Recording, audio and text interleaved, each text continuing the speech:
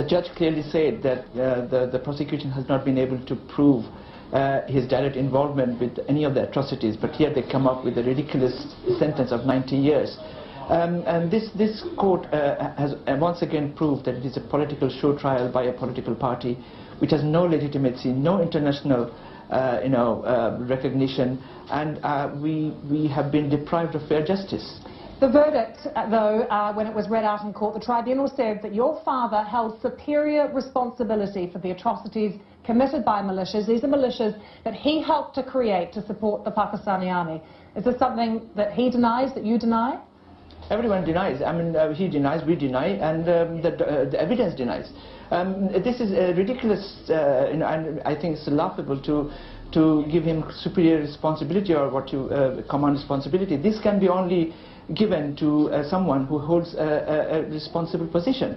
He was not involved in the army. He didn't hold any position in the army or in the then civilian government or any of the paramilitary forces. So these are all hearsays. The propaganda that have been carried out in Bangladesh by the media and some politicians for over 40 years. And this has nothing to do with real court procedure. Or if you see the judgment, and it has nothing to do with what procedure took place in the court, because they could not prove anything. There's, if I just give you one example, in the fifth of the five accounts on which he has been convicted, says that he wrote a letter to murder one Siru Mia. And he has been sentenced to 40 years for that. Where is that letter? That letter has not been produced, and not only the letter, no relative of that individual was produced in court.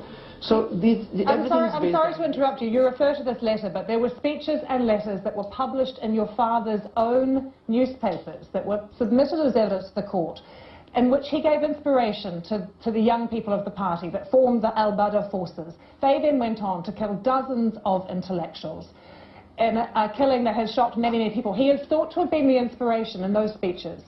What you're trying to say is all based on the political hearsay. These have not been they have not been able to establish that in the court, and it's not possible to establish, because all these statements said are about unity of Pakistan, and nothing. They could not provide a single evidence where any of his speeches led to any individual being killed or any individual being raped. So are you saying that your father did not back the Pakistani army in 1971? He did not back any atrocities of the Pakistan army. He did support the United Pakistan, but he did not back any atrocities of the Pakistan army. No, absolutely not. What's going to happen now? Will you appeal?